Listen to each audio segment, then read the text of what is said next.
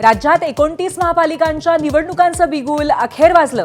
15 जानेवारीला मतदान तर 16 तारखेला मतमोजणी. आजपासून आचारसंहिता लागू.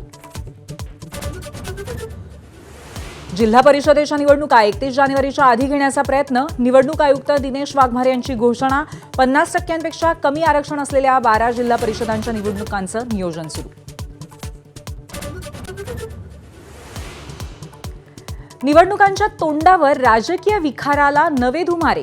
गांडुळाची औलाद म्हणत उद्धव ठाकरेंकडनं भाजप आणि शिंदेंचा उद्धार, तर उद्धव ठाकरे आयत्या बिळावर नागोबा. भाजपचाही शाब्दिक डंख.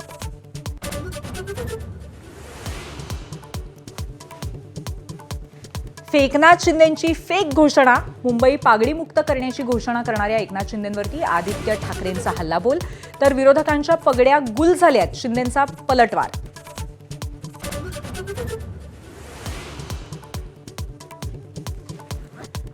मुंबई बँकेच्या संचालक तेजस्वी घोसाळकर अखेर भाजपमध्ये. उद्धव ठाकरेंच्या शिवसेनेला मोठा धक्का, तर मुलाला समजावू शकलो असतो, सुनेला नाही. सासरे विनोद घोसाळकर भावुक.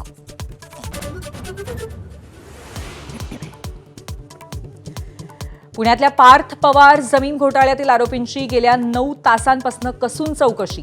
अमेडिया कंपनीचे भागीदार दिग्विजय पाटील आणि दुय्यम निबंधक रवींद्र तारूंची समोरासमोर झाडाझडती.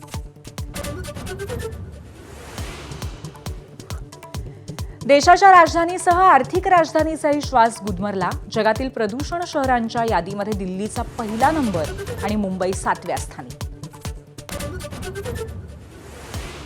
यूपीएच्या काळातील मनरेगा योजनेचं नाव बदलण्यावरून राजकीय घमासान. महात्मा गांधींचं नाव का हटवण्यात आलं? प्रियंका गांधींचा आक्षेप, तर आर्थिक आणि सामाजिक गरजेनुसार योजनेत बदल. भाजपचं प्रत्युत्तर.